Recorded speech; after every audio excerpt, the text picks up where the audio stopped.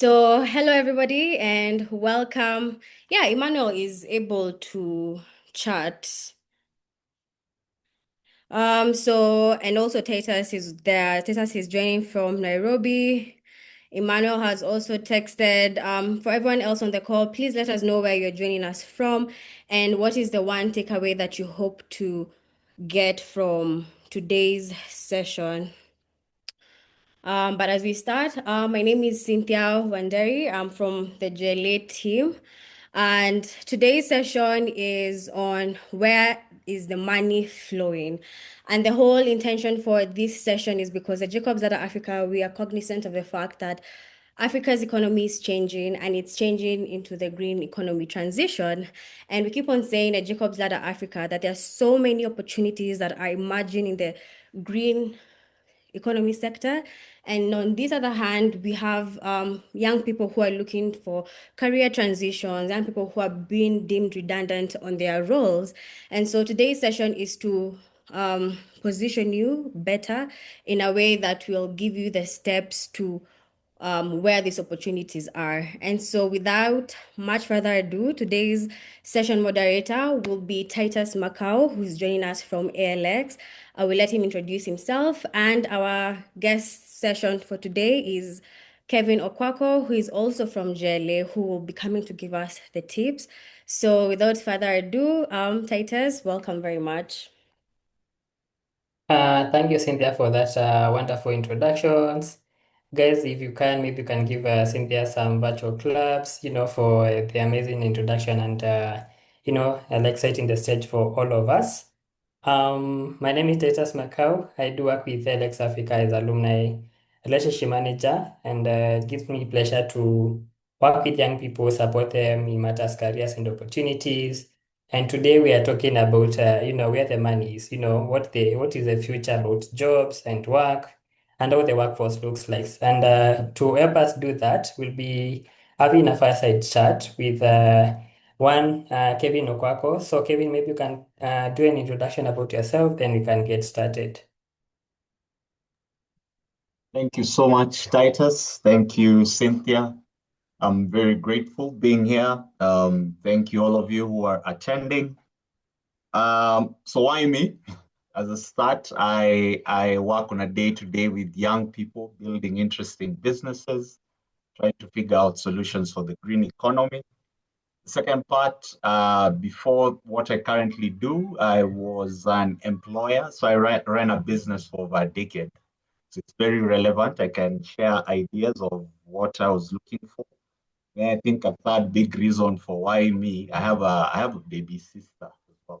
So even the insights I'll be sharing will be things I'll tell my own sister. So I promised to be practical. I think that was a big brief I was given. So I promised to be practical. And then I also have a thing I want people to hold me to. I want not to say AI during the whole conversation. I know everyone says AI as a solution for everything these days. So I'm trying not to say AI. So count the number of times I'll say it during this whole time, counting the ones I've already said. But that said, thank you so much. Thank you. I also hope I won't like put you in a trap in like saying AI as we do the conversation.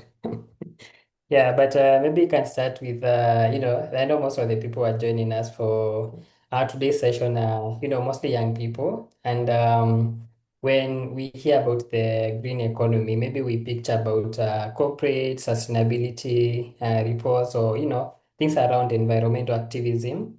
Or, if you're in Kenya, maybe the most recent was like the Mombasa mangrove planting, tree planting.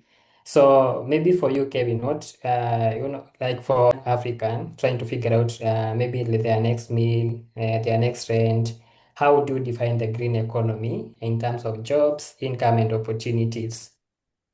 Okay. So as a start, I'd start from a place of what's an economy. An economy is simply a combination of many markets. So a market is simply a place of buying and selling. So when there are several ways of buying and selling different industries, makes an economy.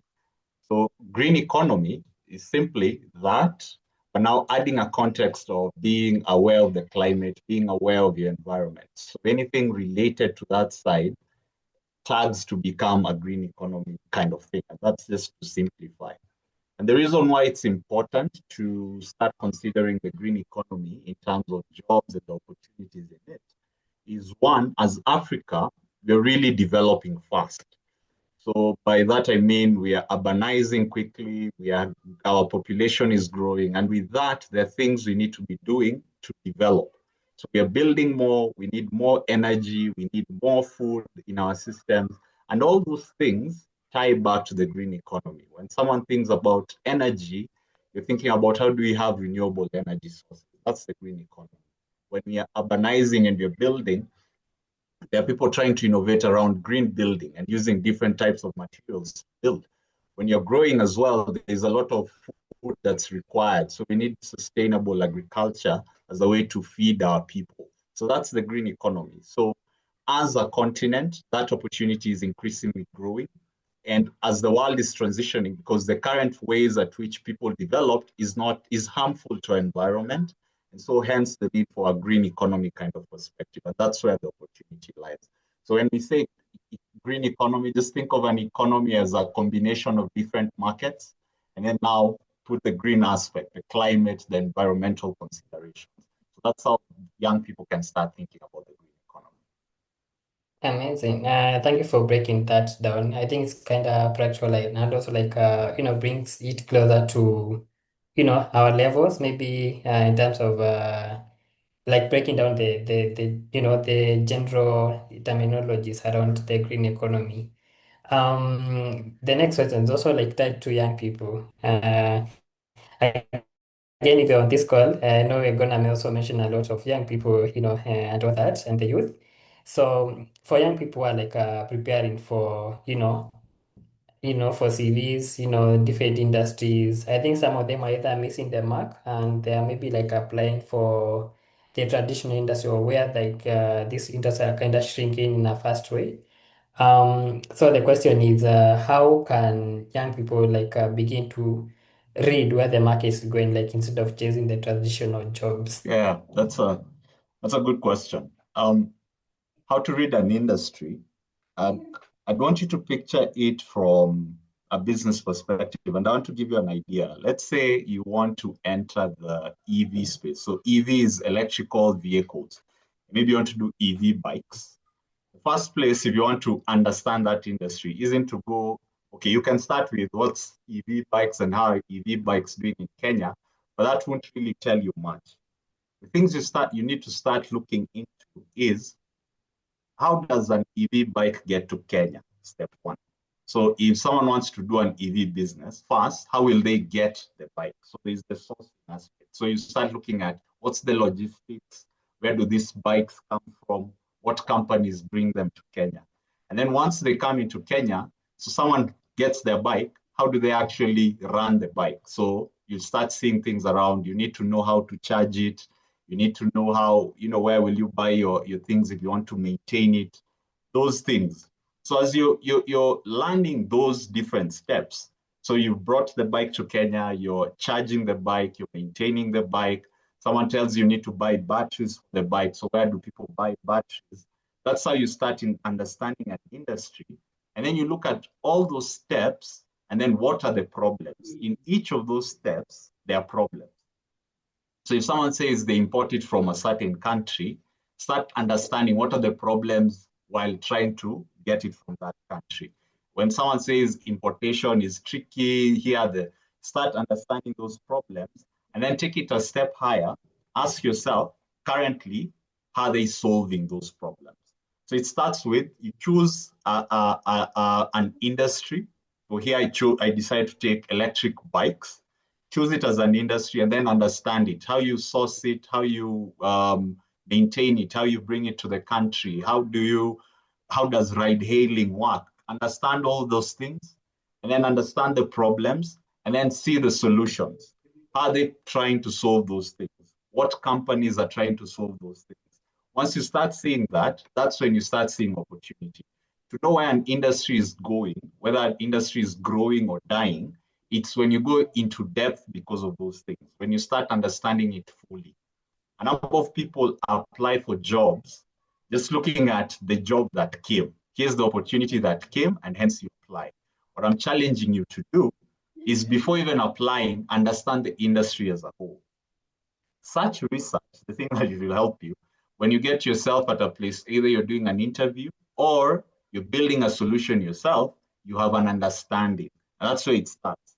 Before you write your CV, you need to understand the industry as a whole. So it's not about the company you're writing to, it's about the industry as a whole.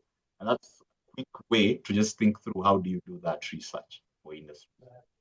I hope that And answers I that. like the Yes, it does. I also like the way you've kind of put it in a perspective of being entrepreneurial. It's quite profound. Like in this day and age, like we also need to kind of embrace that entrepreneurial mindset. Like looking at like let's say there's this problem, how can we solve it, as well as creating opportunities in that value chain. That is quite profound. And from a young person perspective, I really love it. Maybe the next question, I know there's also that aspect of money. Is there money in the green economy? So, we know like a lot of people are talking about green economy. I also love the way our current president, Ruto, like talks about the green economy and the opportunities that are there. But, it can still like feel like something is happening elsewhere. So, what are some of the signs that a young person can look for in their town, community, or wherever they are, to show that there is a green job, there are businesses that are actually growing. Yeah. And a number of times when I hear that question, I know many people think maybe I need to do environmental studies to enter the space. So maybe here I can try help to just for those who are not studying things in quote unquote green economy related aspects, just see the opportunities. One way you can do it, because I've been also thinking about this for a while. First, and here's where I was saying practical. If you have a pen and paper, just draw a vertical and horizontal two lines. And then on the vertical side, I want you to think about like a business. So every business does the same things over and over. So every business has to figure out how to produce things. So they have to think about production. Every business has to think about sales.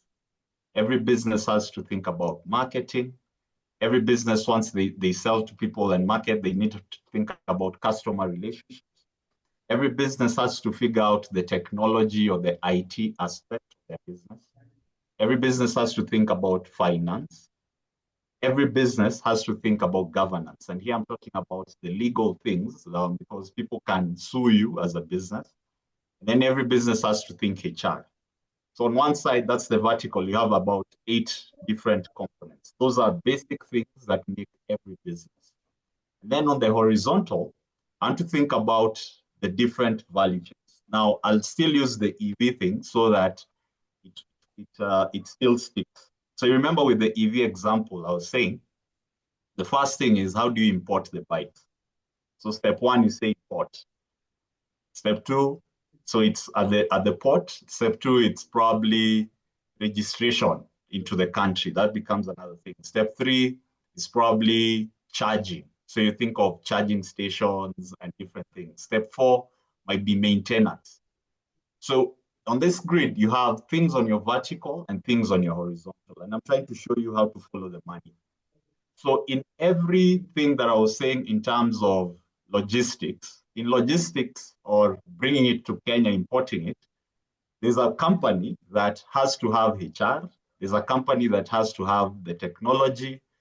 So depending on what you've studied along that vertical thing, maybe you know how to make those things, or you know how to make the sales, or you know how to do marketing, you know how to do customer relationships.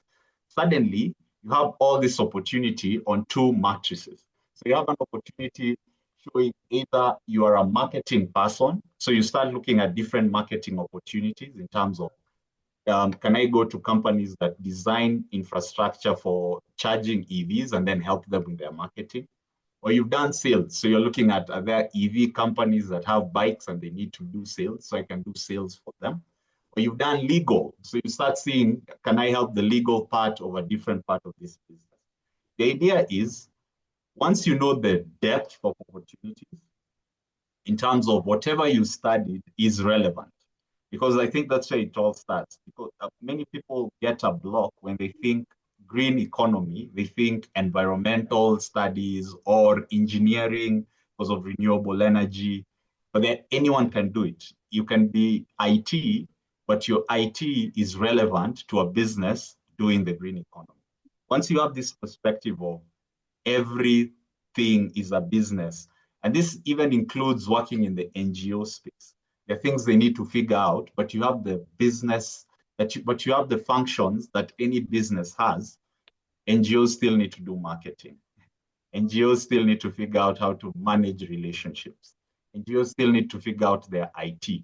So they still need those skills, the same skills needed by any business. So for me, that's how you start to follow the money. It's broaden the scope so that you know where you are. And then you start seeing who are the different players. And then that's where you start seeing the opportunity. That said, a number of industries are really growing in Africa.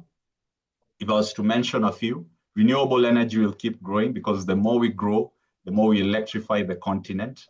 And so more opportunities will be coming out from there. The second industry I think will be very interesting, has always been, is sustainable agriculture. Uh, we are becoming more people, so we need to feed more people. We need to find ways to feed them and what things can come around the food system. Third one is circular economy, waste management. The more people are there, the more waste will be produced, and so we need to figure that out. And then the last one will be on transportation, so electric mobility options. Again, the more people come into cities, the more movements is done, and even towns are expanding. So people are living farther from where they work, so they need to be moving around. So those will be the top four if I was to pick industries. But even with those top four, you can still break it down the way I said, so that you can really see where your skills match the different industries. No, that's been a long answer, but I hope it helps people start seeing the different opportunities. Yes, yes, absolutely. I also love, like getting to see there are two things I think I've picked from this one. Like one is adaptability from a young person perspective. I know, might be doing the traditional degree, and then you are now looking at how does my bachelor of, let's say, communications, maybe like come into green jobs, or my bachelor in nutrition or something like that. So, or even the diploma or the whichever certificate. So I'm picking around adaptability. There's also the other aspect of now like seeing, I think you've really like broken down in terms of, let's say, if you were to start like a business in the electric vehicles, like where can you start, the different things that, the people that you want to interact with, and also where the money is. So I hope you guys are taking notes because, if you're not like, I don't know how else we can, break these things down for you. So, Kevin, I want like this particular moment to speak to three people in this conversation. They could be here today or they might watch this conversation later. Someone is unemployed with no technical background. Another person is a professional wanting to future-proof their career. And then the last one is an aspiring entrepreneur. Where should these people like start in the green economy context? Okay. So let me start with the job side. So unemployed, employed, and then I'll go on the other side. There's usually a saying that says it's easier to get a job when you're in a job. And so it's a hard saying for someone who's unemployed. So how do you fix that? I'd say that I was to pick a path for someone who's unemployed, it will be volunteer. And what I mean is when you're outside a type of industry, you really don't know what opportunities are in the industry. And at times you just need your foot inside the door to start seeing what opportunities are there. So as a strategic thing to do, I'd say volunteer into the industry you're looking to. So volunteer might take different forms. It might mean in case that industry has events, is it possible to be part of those events from a volunteer perspective so that you can start hearing what people in that industry are saying? If it's a company, is it possible to get a volunteer role just to get inside to understand. The thing with when you're outside, you don't know what you don't know. And so you want to come in at least to have an idea of, oh, I need to know this, I need to know this. When you're outside, you can't really know what you need to know. And so you're starting from a wrong. The other thing with volunteer, you know that question of we need someone with experience. Now volunteer becomes the thing you put on your CV as experience. So that it's not that you spent, a year, 2 years with nothing happening. At least now the year or a few months has proof of something was actually happening. So that's how I'll start if I was on that path. The idea is just you want to stay in motion. If you're employed, I want to say something very divergent. Because I know that the thing with when you're employed, it's how do you future-proof your career? That's your question. Like, how do you stay relevant now that you're employed? A trick that might be a bit off, but hear me out.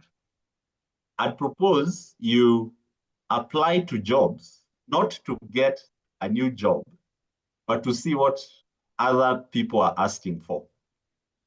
At times where you are, because you're not being given a new role, you probably might not know what the industry is looking into for the future. But someone who's looking for new roles currently might know a few things about the future that you know. So you can gauge yourself based on this job, what don't I have? And that becomes your strategy for growth. So you start saying, okay, the industry is looking for these new skills. I might not have them now, but it doesn't mean apply to get that new job. It's more saying, okay, now how do I get those new skills as well? So it's a different kind of tactic to future-proof yourself. It's saying, where I am, I might be okay. But outside, as an industry as a whole, here's where everyone is going. My current job might not be demanding those things, but I might as well learn those things. So that can give you a quick way to future-proof yourself, per se. So yeah, for me, that's how I think from an employee perspective. Now, entrepreneurial, especially young people, there are many opportunities nowadays for someone who wants to start a business. You don't have to do it alone. So if it was a cheat code I was giving for entrepreneur, it's really simple. Look for incubation programs. The idea is when I remember when as we were starting, there were very few programs to help young people start business. Right now, there are very many. If you can find very good ones, you'll really grow faster instead of trying to figure it by yourself. Again, it's that question of you don't know what you don't know. So if you're to do it quickly, if you're to do it well and quickly and make the mistakes very quickly so that you can grow fast, join an incubation program that can guide you on here's how to think about a business, here's how to think about problems, here's how to think about your market. That guidance early on can really determine how quickly you build your business and then how well you do it. And then it also gives you the support you need during the early days. It's a very hard journey to do alone, but there are very many programs looking for young people. So take advantage of your youth and join those programs. So those will be my three kind of different answers, because I know there are other conventional answers, but it was do it a bit different. Those are the different parts I'll recommend for people in those different stages. Amazing, amazing. Thanks for sharing that.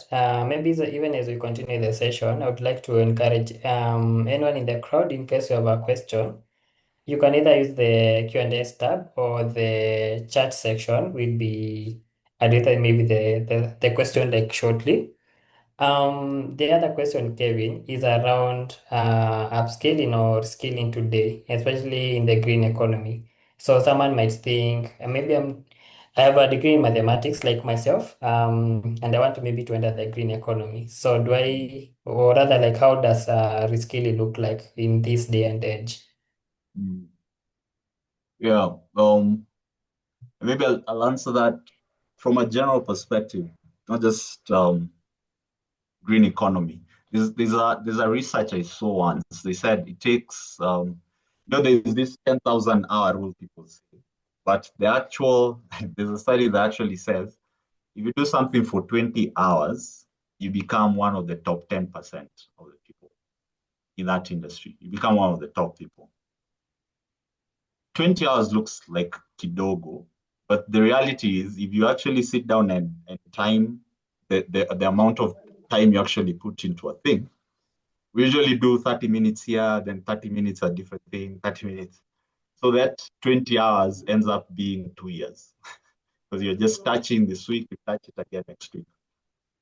So general comment, when thinking of reskilling, I'd say when you pick an area you want to be really good at, practice that 20-hour thing. So this is beyond before even saying my recommendation. Pick a 20-hour, pick a topic, pick an area, and give yourself 20 hours, and then deliberately learn it while timing yourself for 20 hours. I've done this for a few things, and it actually works. Like time yourself when you start, then when you stop, and actually gauge how long you've done it, if it's studying or anything, and then until you hit the 20 hours, you'll really change really fast. It's something I've also told the people who've gone through our incubation program who are trying to figure out things.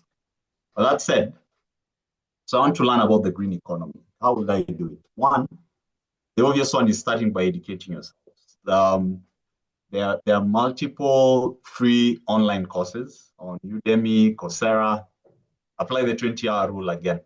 You'll quickly become one of the top people in climate or green economy related things. If you do it 4 hours per day for 1 week, you'll know way more than many people. Like you'll even speak way smarter than many people. That's one. Two, something I've also started to learn a bit about, and it can be to an advantage to a number of young people, is the way you create content. You need to be consistent with the content you create in terms of topic. If you force yourself to create content, let's say you pick to really understand, let's use the example I've used over and over, the EV thing, and you want to really understand that industry. If you force yourself to say, I will only create content discussing or talking about the EV industry, and you still give yourself that 20-hour thing, you'll at some point you will have to read more. At some point, you'll have to know interesting things about that industry, and it will force you to know more. There's a saying that says, what you teach, you master. Creating content, if you switch it from just saying things to a way to teach people things, then you become a master at that thing. So if you decide to be consistent on one topic and create top content on that topic, you will suddenly become the master of that. So that will be my tactic two. So tactic one is I will study free courses. Tactic two, I will consistently create content. And then I think tactic three will be do a project in a structured way. So give yourself a timeline. You say in the next 6 months, I want to create X, and go and create that X. So create X might be an initiative you want to do with the youth on something green related. Doing X might be a product you want to build green economy related. Doing X might be you're designing apps. So there's an app you want to build within a specific timeline within, in the green economy. That will force you to know the issues in that space. So now these types of learning, it's beyond what people are saying. It will force you to either speak to people, it will force you to go on the ground to actually give people to experience it. It will force you to get feedback from people. And so it becomes a thing. You become a master at it. But even beyond that, it becomes the thing you can show people as proof. So whether you're unemployed or when you're unemployed, that can be the thing you add to your CV as a project that you've worked. So it shows experience in the sector. If you're employed, it becomes a thing you show to your managers to show that you have initiative in this thing, and probably to lead to bigger goals. If you're in business, then that becomes the thing you build as a business. So doing a project that's in a structured way will be my third way to reskill. So studying, education, for me, it's starting point. That's available to everyone. But the person who takes it higher level is probably the person who decides to create content, and not many people will do. So it gives you an advantage if you take it that level, learning through your own content. And then level 3, which I think is the highest level, is do a project in that sector. Whatever project means to you, it's for me, it's simply there's a timeline, there's a goal, and you try meet that goal within that timeline.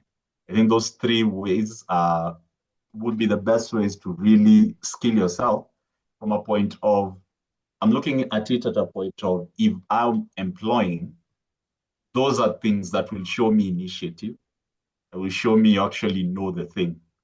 And that's why I was saying higher level, higher level. If you actually do a project for me, that's a bigger level because it shows you have studied the thing, you have spoken to people, like you really dug deep, and then you built a thing. So that's how I think it through.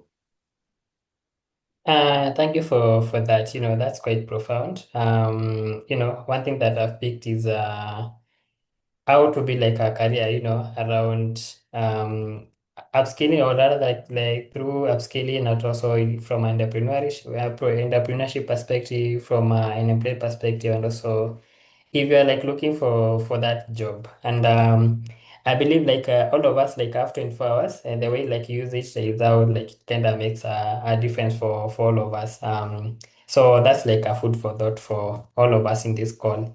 The next question is around, we know like the green economy is kind of growing, and with that growth, I know there'd be skills, mindset, and maybe like a personal brand. So, how the skills and, or rather, what skills and mindset and personal branding would make someone attractive to an employer, or if you are an investor or entrepreneur, or rather like an entrepreneur, how would you maybe stand out in front of an investor? A good question. So how do you stand out? So one, it's everything we've discussed before, the skilling thing, especially the skilling thing, creates competence. So one, competence gets you into the room. Like once you know what to do, people look for you, and so you get into the room. So get into the room here, it's you get the opportunities, it's employers are looking for you, it's investors are interested in what you're doing. So competence gets you into the room. So build the competence. It starts there. Once you're there, I think that's not said. It's character. Character actually makes you stay in the room. Character is little things. It's the energy you have while doing things. It's like people can tell you're really excited about the thing you're doing. It's the how you plan things and how you manage things. It's the integrity you work with. It's those other things are the things that make you stay in the room. It's people are interested in you because they know your stuff, but the only reason they'll keep you there is when they see your character matches your competence as well. So even as you're building, there are softer things that will make you stay in interesting rooms, or by rooms I mean interesting opportunities that you need to also be building. So you need to be mindful of the type of person you are. And many a times you look at this one side of building the skills, but not being mindful of who are you really? Are you someone people would want to work with? That should be your answers, the thing you constantly ask yourself. So character will make you stay in the room. Another leverage thing will be if you can build your network. I think networks create your rooms. Like you can start creating your own rooms. And by networks, it can range from if you're someone content, it's the audience you have. If you're someone who talks to people one-on-one, it's the personal relationships you have with people. And you need to be building that as well. And at times, it seems like when you're young, you don't have the networks. The thing I usually say to that is the people we look up to now are also young, but they have contacts there now because they had friends all along. The same people who might not be the biggest people now will be the big people then.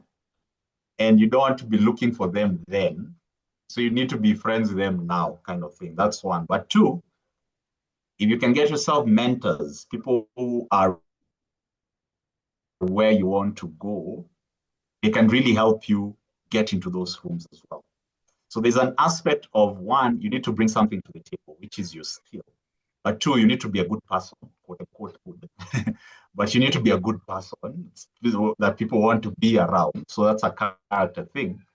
But you still need people to be with you as well. So there are people who will open doors that you can't open by yourself, that you need to be around at the same time.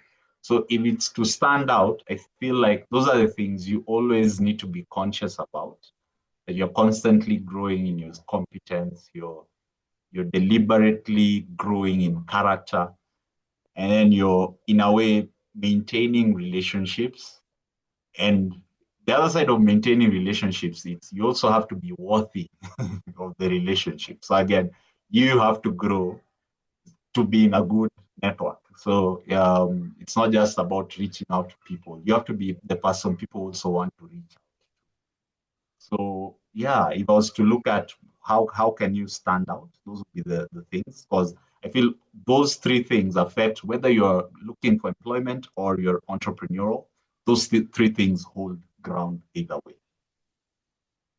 Amazing. I Yeah. love especially the last bit where you mentioned about, staying in touch with the people maybe that you have a contact with, or even like building that relationship.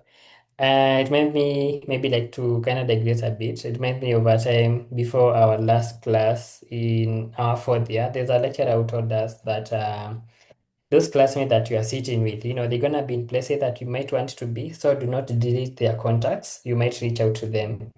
And true to his word, there's one that I kind of like reached out to recently. They're in a very nice place, and I wanted to get something from their office. And it kind of like makes it easier to connect someone that you've been in contact with in the previous or in their past.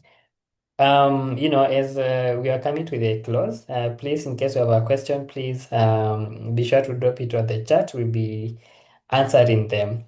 So, Kevin, the other question is for a young person still like waiting for the traditional job market to improve. They are there like, oh, I don't want to change with the current market. What is the biggest risk of doing nothing today? Nothing. The cost of waiting. Um, there's a thing I had a while back that stuck in my head. Someone was saying, if you're given the opportunity to get 1,000,000 shillings now, or 1 cent that doubles every day for 31 days, what will you pick? And obviously it's a trick question. And the answer to that, it's the 1 cent. The reason is the 1 cent that doubles every day. So you see, day one, it's just 1 cent. Day two, it's 2 cents. Day three, it's just four. It's not much. In fact, by the time the 1 cent keeps doubling, it takes 28 days for that 1 cent to become more than 1 million. So you have to wait 28 days. But by the time it hits day 31, that 1 cent that keeps doubling will be more than 10 million. And it has grown. Now, here's the thing. If that 1 cent, if you're to be given that 1 cent and you don't, let's say you don't make that decision to take it on day one and you decide to take it on day, let's say day five, but the 31 days don't increase. So you have 26 days, you will get less than 1 million. So you're better off taking the 1 million at the beginning. So if you delay, you miss the big hit. And the lesson I learned from that saying was there's a thing about starting small, but always improving. If you keep improving long enough, at some point, you'll be better off the person who started big and stayed the same. So if you're given the 1 million that does nothing, it looks a lot on day one, but by day 31, you'll still have the 1 million if you haven't spent. But the person who has 1 cent doubling by day 31 will have more than 10 million. So they will have passed you.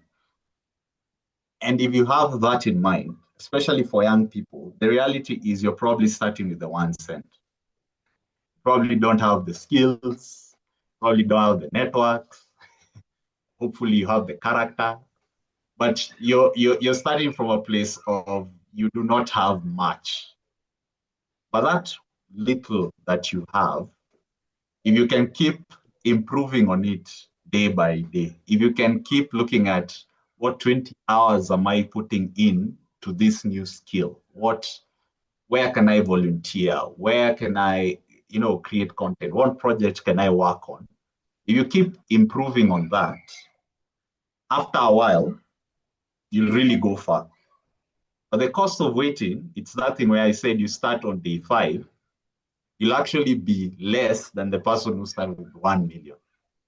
So you're better off starting with as little as you have, get in the game, stay in motion, keep learning, keep improving. At some point, you'll start seeing the opportunities very clearly and you'll actually be ready for them. So for me, I'd say it's not for waiting till things become better. It's you start, then you become better. That should be your goal. It's not for the things to change, it's for you to change. And once you have that mindset, it changes how you see this thing, it changes how you see life, that you do not expect life to be better for you. It's you start expecting that you can actually be better and meet life where it is, and that you'll be ready for life the way it is, that it's up to you, that you take charge, you take responsibility, you have the power to improve. So for me, the cost of not starting is exactly that you miss out on the better version of yourself that could be. That if you put in what I said, like just the 20 hours, you can be a very different person next week, purely based on the things you will know. You'll be among the top people in a specific topic, simply because you put 20 hours. Many people will not do that. But if you do, you'll become among the top people. So for me, it doesn't get better. You are the one who gets better. And when you get better, suddenly what looked like bad stops being bad. It just becomes the normal or a small thing because you become better than you were before. Yeah. Yeah, so guys, if you do nothing, you won't get anywhere. But if you do something, just start where you are. Start. That would be maybe like the most difficult step, but just start. Kevin, on to our last question, and then after that we'll be going into the Q&A section. If a young person leaves, this conversation today, maybe remembering one thing, what should, or rather like about the African future economy, what should it be? I'd go back to the quote we shared when we were sending the invites. We're saying, if I'm worth something later, I'm worth something now. For wheat is wheat, even if it looks like grass in the beginning. And the idea is where you are worth it. And I feel more young people need to know that they're actually worth it. And they may not see like they can do things now, but they can. And at times it's just a matter of time. But if you do it well, if you know where you're going, if you are consistent, if you focus and you're patient, you can actually do those things that you keep dreaming of. That Africa won't be saved by anyone else. It's us. There's no one else coming to save us. Africa needs us. Africa needs you. That will be my thing for them. Amazing, amazing. I think I saw one question from George. He's asking for someone thinking about going into entrepreneurship but doesn't still know which niche to get into. How can they go about discovering themselves? Great question. I think Cynthia will give a bigger answer to this one, but this one now it's a plug for us. The main thing we do, or the place where I sit, is helping young people who have interesting ideas on business. So a direct answer to this, we have a platform where young people who might be interested in entrepreneurship or just understanding the green economy can get to learn. One, learn about themselves, so discover themselves, who they are, their personality from an entrepreneurship perspective. And then they can start discovering the opportunities in the green economy. So directly linking to what George is asking, to start seeing what are the opportunities, how do you study them, how do you scope them, how do you know the ones you want to take advantage of? And then they can start discovering the market or where they want to start if it's a business. So we have a three-part course that answers this question directly. It's something we want everyone here to be a part of. It's free. It's virtual. It's self-paced.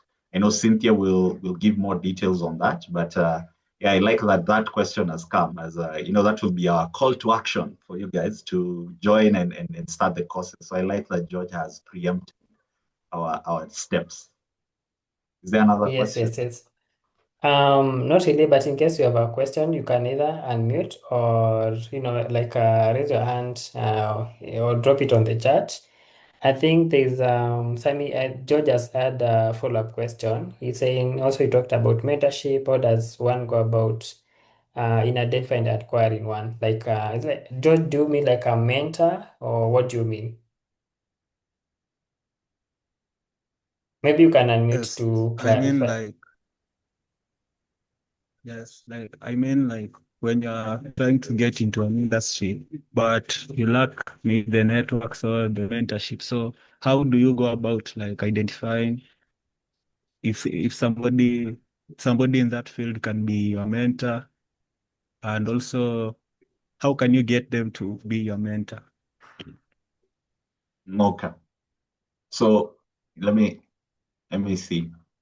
If someone came to me and asked me, can you be my mentor? I'd probably say no. um, and in short, I'm just saying, don't go like that. Don't look at someone and say, I want you to be my mentor. Can you be my mentor? That's not the route. It's first, there's a place of there needs to be either familiarity or the mentor is in a certain context. So familiarity, I mean, if there's a place where you're working and they're interesting people, you can start learning from them. And intentionally telling them, I need to learn a few things from you. Help me as we do this so that they intentionally know they're helping you. If it's the thing I was saying, if it's a structured environment, if you're going through like an incubation program for your business, they usually have mentors. So that one is more direct. You'll be given a mentor. So that one becomes way easier. You don't really need to ask. A good program needs to have mentors that can work with you. Um, if you're in a place where I don't want to say you're in a place where there's no one who can help you, because there is. It's probably not the level you'd think. So I'd say, as long as there's someone who's higher than you, there's something they know you don't. Ask them so that you know those things.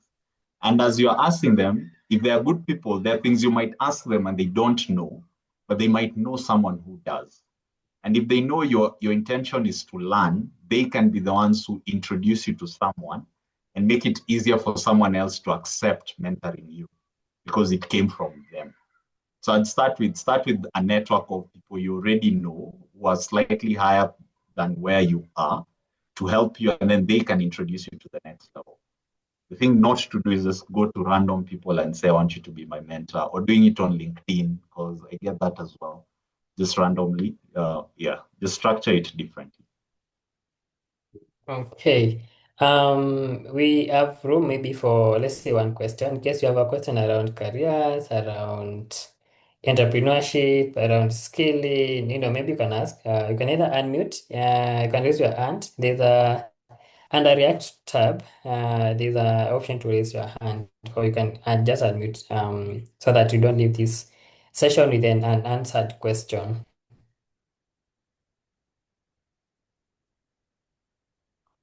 Um, Did I hear someone try to unmute? Okay, Elvis, you can unmute. So my question is, at the current job market, when you go there, it's not about the traditional degree that they're asking about. Most of them, they want to hire someone who has skills. So at the gauging of the year 2030, which skills are the most marketable that when someone tries to learn them, they'll benefit them in the future? See, the tricky bit with answering that question will be one, we don't know how these things turn out. Um, 5 years ago, AI was not a thing. Now it's a thing. So me trying to say here, this is what 2030 would look like, might be a false narrative. The thing that I said before, it's depending on where you are, because at times we think too far ahead. And for me, you probably just need to improve on the next one. That's very clear. And then that will reveal you the next one. And I think at times that's how we need to think so that we move faster. When trying to project 2030, you're thinking of that the world will remain the same based on the information we have in 2026. But you don't know what 2028 will have. And maybe the thing we're thinking in 2026 as the skill for 2030, by the time we hit 2028, it will not be the skill. So I'd rather look at what is now, be good at that now, and then whatever comes up in 2028, I'll be good at it. And if it still holds true in 2030, then good for me. But the mindset that I will always have is, how do I continually improve? I think that's a bigger way to look at these things. How do I continually improve as opposed to what's the one big thing that I can swing at? I'd rather do small hits all the time and do it over my lifetime. So even in 2030, I am sure I'll still be learning new things. So that's how I'd look at that. Okay. I think I saw Elvis was trying to trick you into mentioning AI. And maybe I don't know if there's a lady with that question, at least, and maybe you can hand over the mic to Cynthia. But I've really loved having this conversation with you, Kevin, and maybe guess you can appreciate Kevin for the amazing, sharing ideas, sharing wisdom. There's a react button, there's celebration, there's claps, there's lovers. I can show all the love.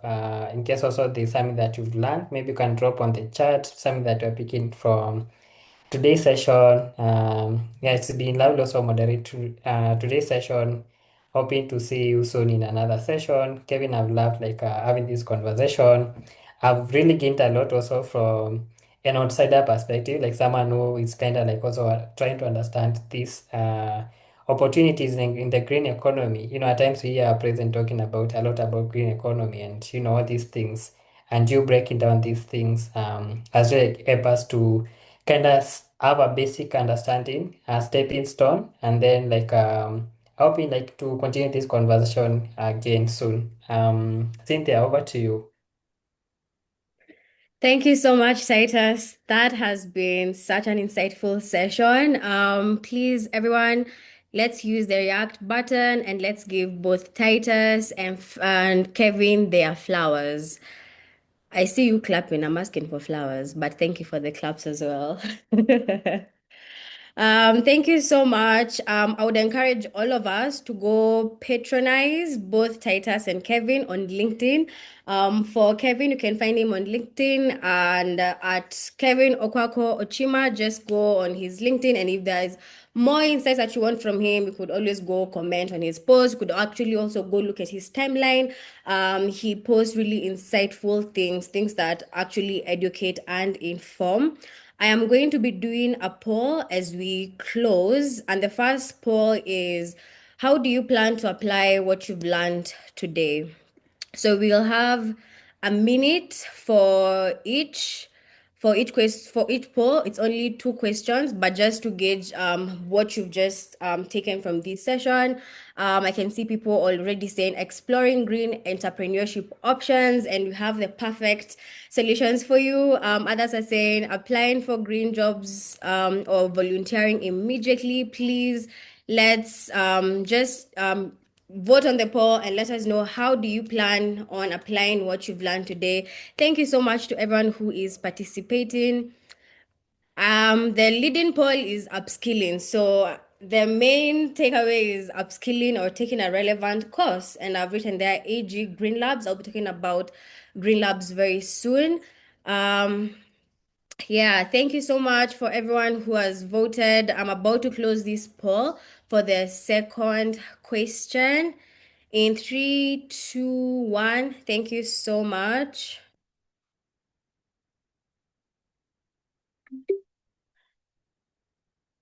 And I've already also shared the results, as you can see on screen. And then I'm going to launch the second question.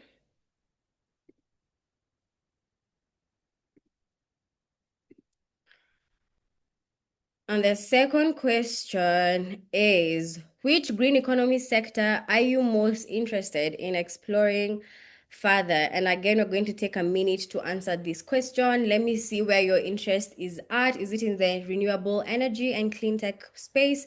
Is it in circular economy and waste management? Is it in agri-tech and sustainable food systems? Is it in climate policy, carbon, and ESG? We have a minute to answer this question.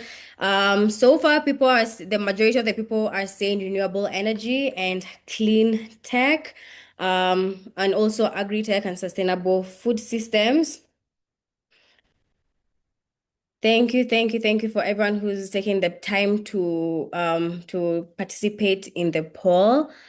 We have about 10 more seconds for this, and then I'll end the poll and then I'll share the results. But I just want to thank everyone for joining today's session, and it is my hope that this session has been insightful as much as it has been for me, who's already in the green economy. And the main purpose for this session was for you to live with actionable steps, and Kevin has given us those actionable steps. So thank you very much. The results are on the screen. So we are 3 minutes out of our session. So let me wrap up this very quickly. Thank you so much, Kevin, for sharing your insights, for informing us, and actually talking with us instead of talking to us. Because I feel many times as youth, people are usually talking to us instead of talking with us. And I know that the insights that you've given are insights that people can take actionable steps towards them. So thank you so much. God bless you. Thank you so much, Titus, for moderating. You kept the conversation flowing. I felt like, I'm in the conversation with you and Kevin. So thank you so much for also taking your time to moderate today's session. Thank you. Thank you so much. Please help me appreciate both Kevin and Titus on the React button. Give them their flowers, their celebration, clap for them. If you can even unmute yourself and give a big clap. Thank you so much. Thank you, thank you, thank you.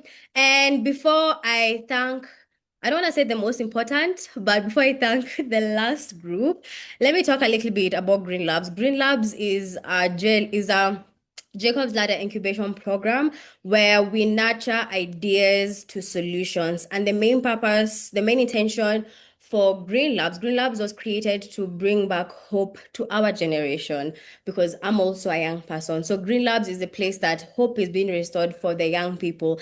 And for those of us who are like, oh my days, this information about, I want to get into the green economy, where do I actually start doing so? We have a self-discovery program at GreenLabs, and I'm going to type it in the chats.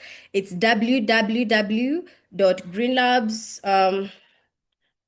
But I will also be sending this link on email as a thank you, greenlabs.africa.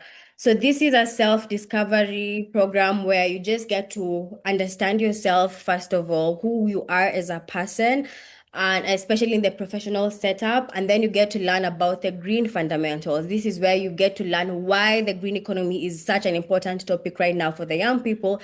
And lastly, like George had asked, what kind of entrepreneurship will you be getting into? So the last part of the self-discovery program is just learning which type of entrepreneurship would work for you. So I would highly encourage all of us, everybody here on this call today, to join the GreenLabs self-discovery course and get to explore more about yourself. And I would also encourage everyone to join our Jacob's Ladder Africa WhatsApp community. Now, last but definitely not the least, I want to thank each and every one of us who has been here for this last 1 hour. Thank you so much for giving us your time this evening, and thank you so much for participating and for collaborating and for being here. Until next time, I'll see you. Bye.